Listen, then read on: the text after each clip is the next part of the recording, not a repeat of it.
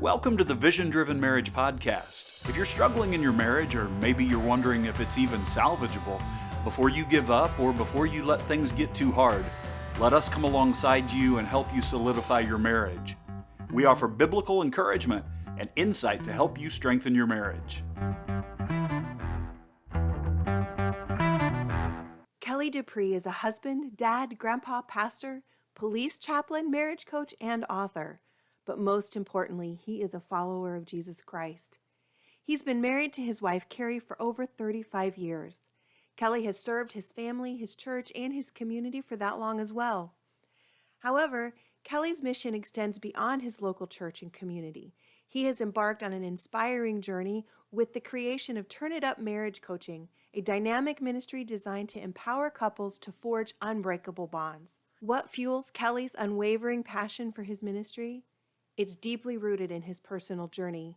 He knows firsthand the agony of a marriage in turmoil and the heartbreak of divorce in a family. Kelly's calling is to help couples and individuals acquire and apply transformative skills that steer their lives and marriages to a brighter future. Let's hear from Kelly DuPee. Welcome to the Vision Driven Marriage Podcast. We're Doug and Leslie Davis, and today we have a guest with us who I know will encourage and equip you. Today we're talking with Kelly DuPee, and he has worked with couples and has come up with 5 common marriage mistakes and how to avoid them. Welcome, Kelly. We're glad you're with us. Can you tell us about those 5 mistakes that you've discovered, what we can do about it? Absolutely. So the way I came up with this is that after serving at a local church here in the Los Angeles area and a police chaplain, the Lord kind of called me to start doing marriage ministry. So I wrote a book and then just started holding marriage coaching sessions. And I began to see that a lot of the couples that I was helping had the same issues. And the reason they had the issues is because they were making some fundamental mistakes. So I just thought, well, let's write these down and make this a little bit of a curriculum that I can share with couples. So mistake number 1, you guys ready? Yes. Mistake number 1 is what I call wrong priorities. So when you first start out in a relationship, you fall in love, you're dating, you get married. I mean, you can't think of anything else but being with your husband or your wife. I mean, you're excited about being with them. And but then what happens is 2 things, is that either you start making different choices because other things get your attention, or then life happens. And by life is just it really boils down to the fact that we start making different choices. We start prioritizing other things instead of our relationship with our husband or wife. Now, I am convinced, by the way, that God's plan is that next to our relationship with the Lord, the most important relationship that God wants you to have is with your husband or your wife. That's right. Yeah. And so here's the 3 things that I think we prioritize wrongly. It's work, it's our kids, and it's our hobbies. Mm-hmm. So let me just expound on those briefly. So work, obviously, and you've all met and I'm sure know people that they love their work more than they love, the other things in their life. Maybe they're starting a business, maybe they're just pouring all of their time and energy into that business, or maybe they just really enjoy what goes on in their job. As a police chaplain, I have the opportunity to hang out with cops a lot, and I've met some that really love doing and they're doing God's work. We need our police, and I'm very much honored to support them. But I don't want them to love their job more than they love their wife, right? Because that's going to lead to lots of problems. But you see what I mean? We put our jobs first.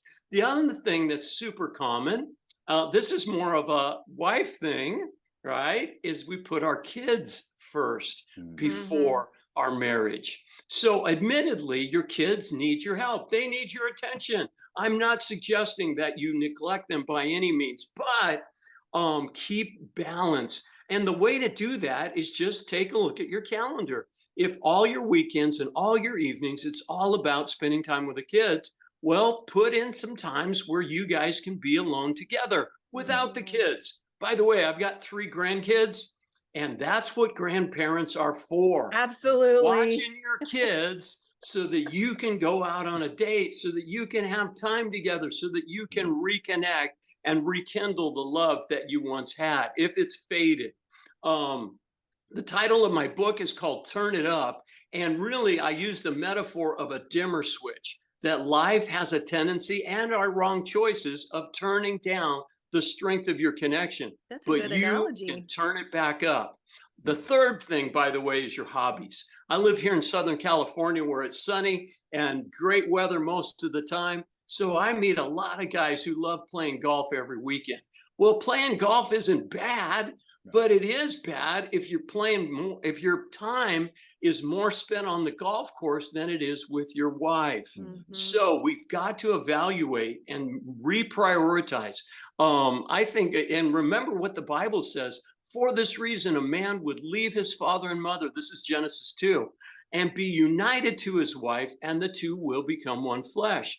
And then Jesus said in the Gospels, what good is it for a man to gain the whole world and lose his soul?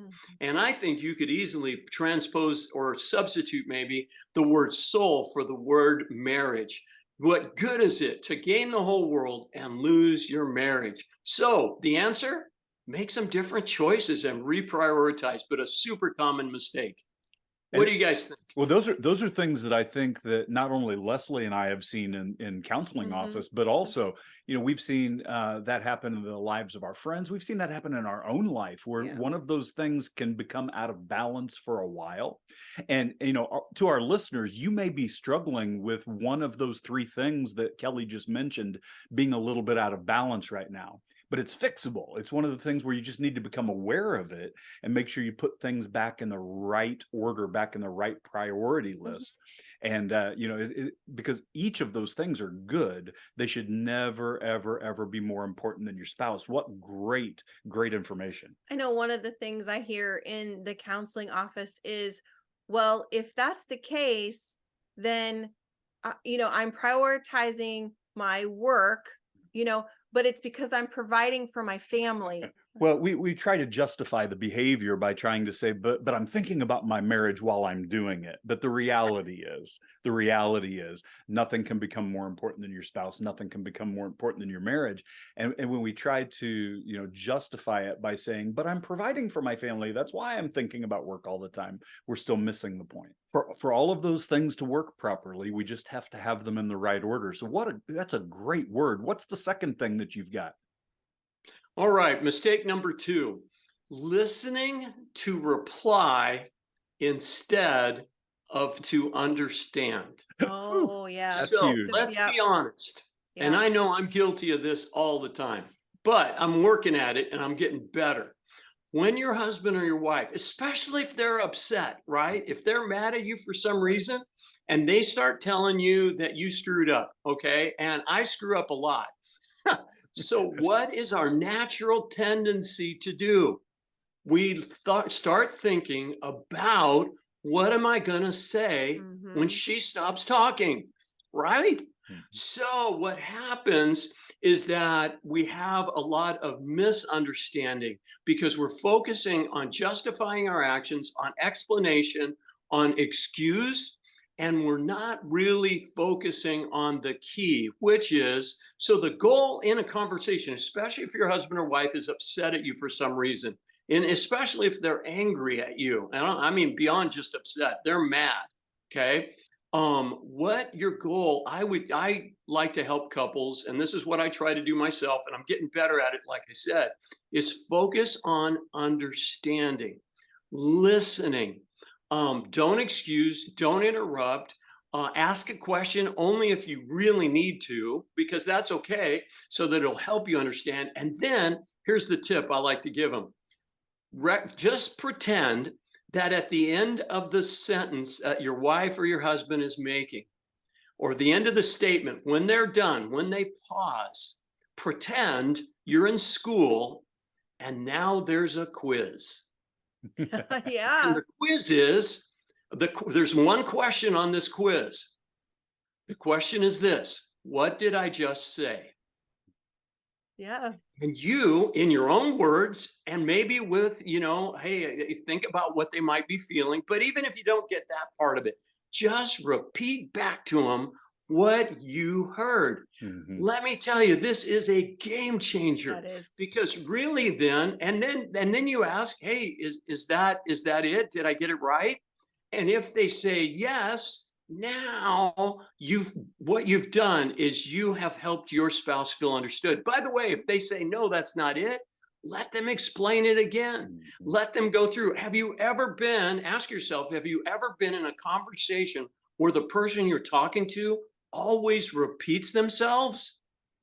Well, it's because they don't feel understood. Yeah. So Mhm. focus on understanding, not just on excusing. And then when they feel understood, then what you can do then is give the explanation, because maybe you are innocent. Maybe you didn't do what they're accusing you of.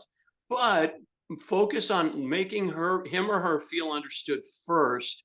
And then you'll be able to then respond, and and then the roles switch, and then the other person focuses on understanding what you have to say. James put it this way: be quick to listen, slow to speak, and slow to become angry. James chapter 1, I think. Yeah. Anyways, I don't have my Bible in front of me, but That's it's okay. right I will there in the link those in Bible the show notes, that right? we need to listen.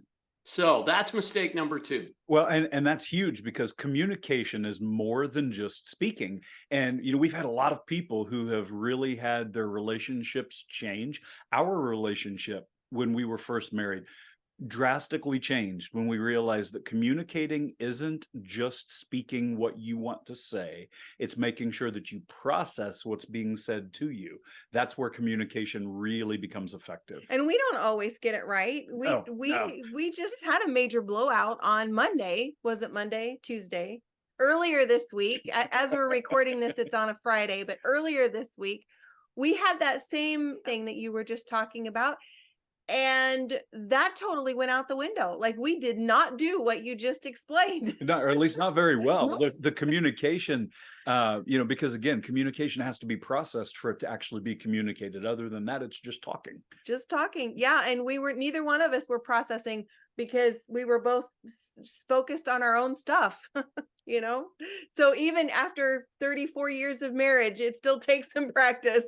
It sure does. And we're a work in progress as well. We've been married 36 years. So, yep, it's our selfish nature. It's our sinful nature, Yeah. selfishness that wants us to, justify ourselves and, defend ourselves, especially if you're feeling attacked. We automatically, the way God made us, is to go into fight or flight mode. You either want to run away or you want to fight back, Right.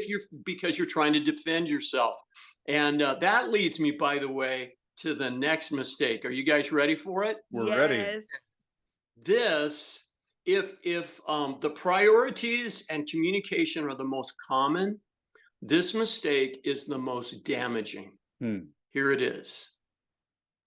It's exploding with anger. It undermines a relationship so fast. Absolutely. And now I'm not just talking about being angry. The Bible says be angry in Ephesians. Paul says be angry, but don't sin. Right. Okay. And then it says don't let the sun go down on your anger. I misinterpreted that verse for a long, long time. So here's what I want folks to see. There is a reason why you're angry. Being angry is good. Being angry is being human. Anger is something that God gave you as a gift, because God wants you to protect yourself, okay? And He wants you to fight against the injustice and the things that are going on in our world. Jesus was angry, right? Think about the temple and the turning over the tables and all that kind of stuff with the money lenders. Jesus got angry, but did Jesus ever sin? No. So here's what we need to do. We need to learn how to be angry but not sin. And it all goes back to this. When you are upset, when your wife or husband has offended you, hurt you, really just got on your nerves in some way, what you need to do is think about your emotional state. Am I calm?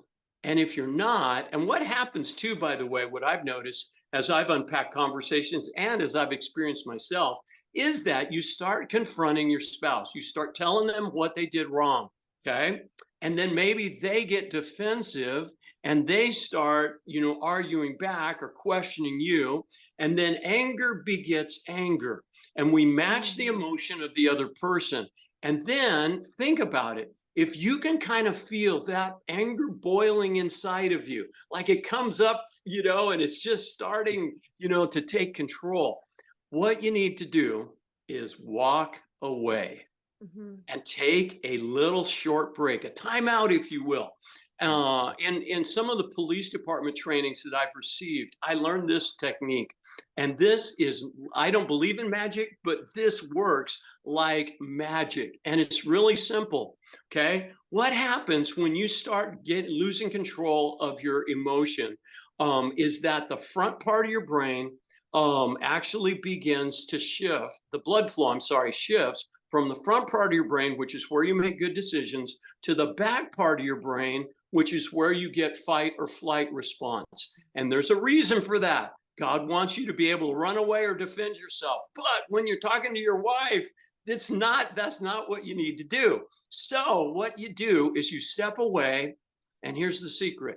Take a drink of water. I guarantee you, I have seen this over and over again. I've heard it from testimonies. Hey, you know what? I was really angry and I stepped away and I had a drink of water, and it just resets everything inside of you. You calm down instantly. I'm telling you, this works like magic. It will calm you down quicker than you trying to calm yourself down. Have a drink of water. The other thing, by the way, that you can do if water's not available is breathe. I did have one couple ask me though, well, does it have to be water? Like they were hoping they could have a drink or a beer or something. And I said, no, water really does work better. But anyways, so then you calm down and then think about what you're going to say, and then come back and say it in as few words as possible.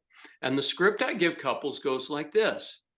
I feel, or I felt, okay, because if you work through it, now you're calm. I felt angry when you, and then you just simply state what they did that offended you.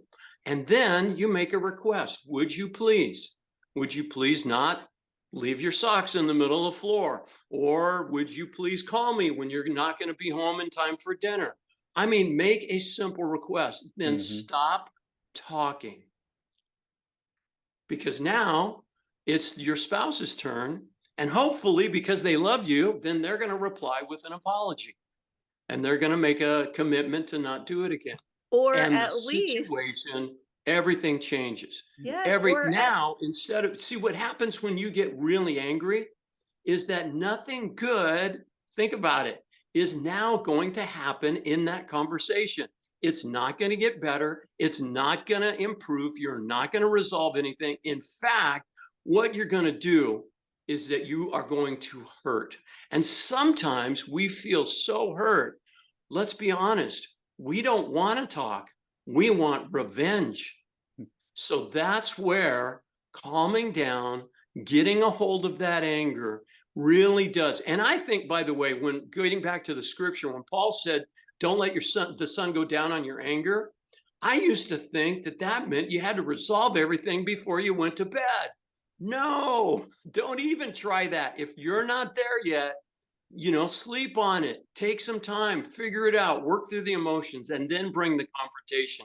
I think what Paul was trying to say is don't go to bed with the feelings of anger. Don't try to resolve it all in one sitting. So that's my take on it. Be angry, but don't sin by losing control and just spewing hurtful words out of your mouth. And when you do that, by the way, you've lost control. You're in fight or flight mode, and you are no longer thinking about the impact of your actions and your words.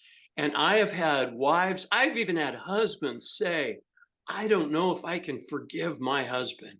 The damage is too great.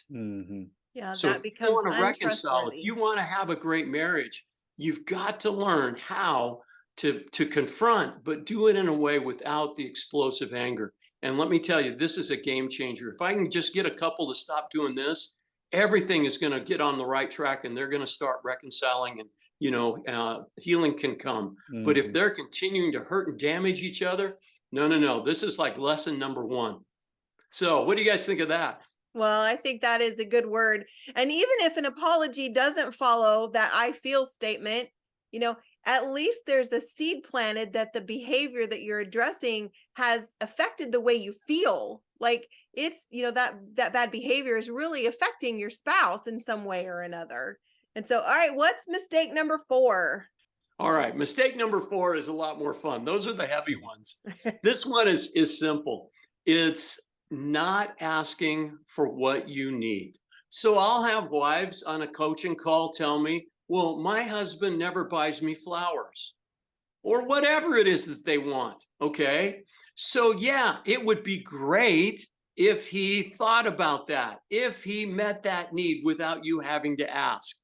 But if it's not happening because he's a dunce, and oftentimes us guys, we're clueless about what our wives want. We're terrible mind readers. Exactly. That's the point. We are not mind readers. And by the way, ladies, neither are you. That's okay. right. So yes, exactly right. So what do we need to do? We need to ask, and we need to make requests. Would you please? And holding those things inside and wishing, or the other thing I see is we put shoulds. Well, you should what? You should call me when you're going to be late. Well, okay, but and then it goes into excuse, and then it's a we're back to judgment. the anger thing. But so I like to tell people, don't should all over each other. So we put shoulds because we want them to behave in a way that they're not. So if it's not happening, then ask for it. And if something's happening that you don't like, okay, ask it to stop. It's not that hard. But I find this once again over and over again. James, another verse from James says, you have not because you don't ask. You're asked not, is the way the King James puts it. You have not because you ask not. So if you want something, speak up, ask for it. Like I said, if you don't want something, ask for it to stop. What you permit will persist. So if something, you have the power to change the dynamic by just speaking up. But once again, it's a lot of times people are afraid to do that. So let's work through the fear. Let's work through the hesitancy, be bold. And, if your husband or wife really loves you, and I like to teach a little 3 or 4 step method, by the way, of how to ask. The first thing is, do you pick a good time? The second thing is you start with a compliment, or a soft startup is the way some people like to put it. Talk about how you want to be close to your husband or your wife. Talk about how you have an idea that will help your marriage get better. And then you just simply, like I said with the anger thing, you make a request. Would you please? And you fill in the blank. And then the other mistake I see that's kind of I guess it's a sub mistake, by the way, is we don't put a time on it. I had a couple in my office, and I was doing their premarital, and she goes, well, he never does anything that I ask. And I said, well, give me an example. And she said, well, I asked him the other day to put up the Christmas lights. And I looked at him, I'm like, well, hey, buddy, what happened? And he goes, well, it's not Christmas yet. She meant put them up now. He, though, took that to mean, well, I guess I have until like the 24th of December. So we do need to be clear with our requests, and we do need to put a time. Would you please mow the lawn Saturday, by dinner time, right. And then if you can't fulfill the time, negotiate it, but come up with it. And then once you make a commitment, then follow through and recognize, make your word your bond. Especially, gentlemen, we need to step up and be men of our word with our wives. They need to know what they can count on from us if we do what we say we're going to do. And that builds trust, and lays a great foundation. But that's mistake number 4, not asking for what you need. And we see that one play out all the time. It's hard enough in a relationship when there is an unmet expectation, but what you're talking about is an unvoiced or an unspoken unmet expectation, which when we think about it, we realize is completely unfair. But we can do it really easily without knowing we're doing it, because we had an expectation we never told our spouse about, and we're frustrated when it doesn't happen. So that's a good word, because it's something that each of us can do. We talk about it in our internal monologue so much that sometimes we forget we haven't said anything to our spouse, and they have no idea that we expect something. Absolutely. Yep. It's a simple solution, but boy, and in the midst of the frustration and the anger and the hurt and the disappointment of a marriage that's struggling, we sometimes forget the basics. And that's this one. Ask for what you need. It's not that hard. Yeah, Right. that It's is not a rocket basic. science by any means. So is number 5 a basic also? Pretty close. All right, Number let's hear 5 it. is simply this. The mistake is not asking for help. Being successfully married is a learned skill. It doesn't just happen. You need to learn how to be married, okay? And so learning how to be married takes some study, read a book, go to a seminar, join a group at church, and then many times, I know it has in my marriage, it takes somebody meeting with my wife and I so we can figure out all of the junk that's going on in our head. We can discuss things clearly. We can figure out the issues, and then we can get back on track. Right. And my wife and I went through a really rough patch. In fact, it was after I wrote the marriage book. I guess God was testing me and saying, well, do you really want to do this? And if you do, there's a few lessons you still need to learn. So we went through a really difficult time. I mean, it was scary difficult. I was like, God, what are you doing?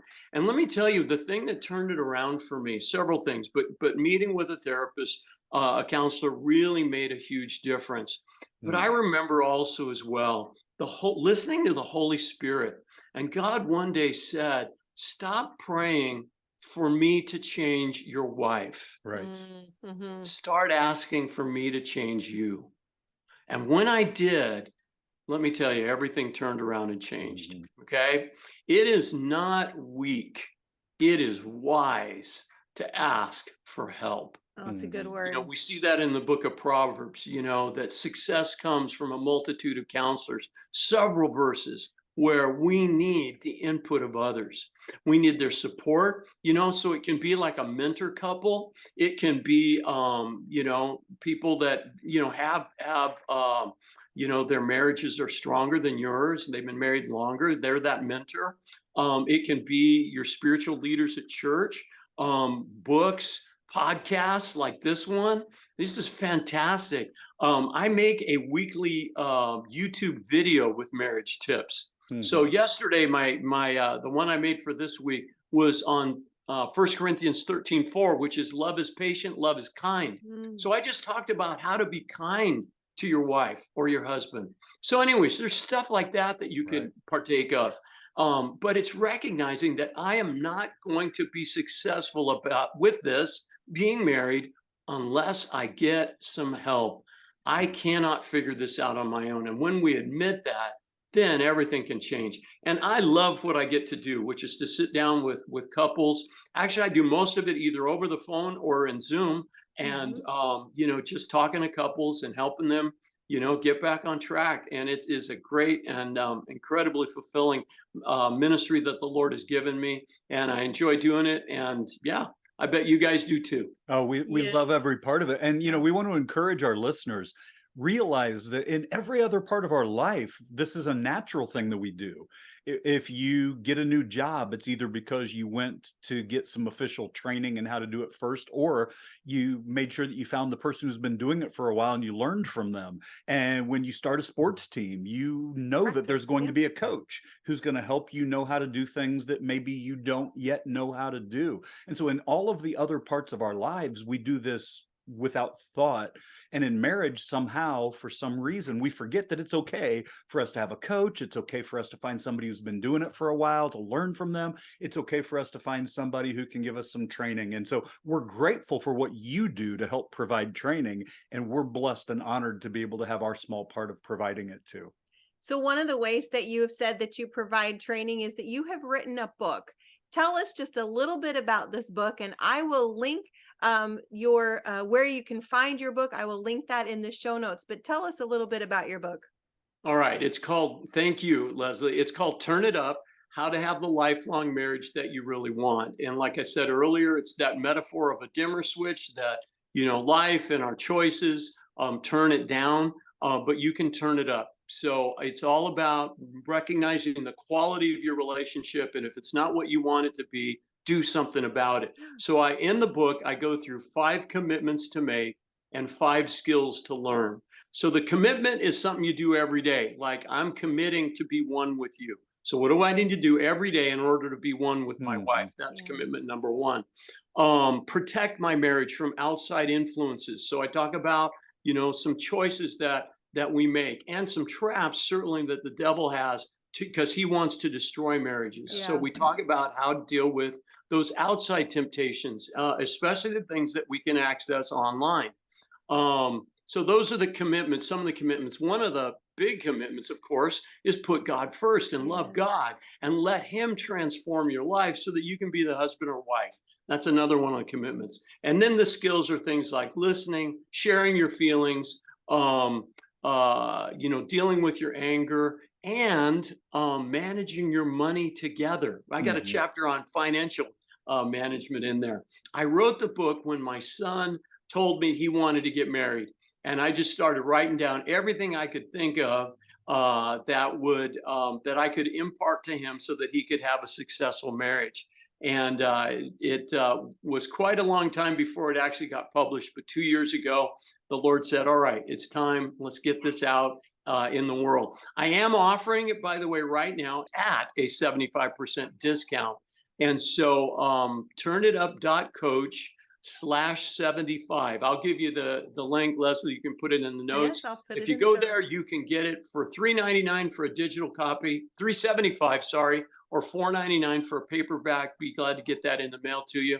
And then if there's any in your audience that would like to try marriage coaching and see if it would help, be glad to give them a free marriage coaching session. So at the website, which is turnitup.coach, you can book a free call with me. Glad to do that for all of your listeners Perfect. too. I will link all of that into the show notes. So it's wonderful. We have 4 daughters, 4 grown daughters. And a lot of times I think about the advice that I would give them, and knowing the love and the passion that goes into that, because I want them to succeed so badly. I bet your book is amazing. I haven't read it yet, but I'm going to be reading it. But I bet it's amazing because I know that passion that would go into writing something for your children. Listening audience, check out those links. They'll be in the show notes. And we do appreciate all of the things that you shared with us today as well. Kelly, thank you so much for being with us today. Well, thank you for this opportunity. This is truly a blessing and a privilege. Thank you. You guys are great. And we do want to encourage you, check out the show notes, look at where you can get all of the stuff that Kelly has to offer. And again, this is Doug and Leslie Davis. This is the Vision Driven Marriage, and we are praying that God will solidify your marriage.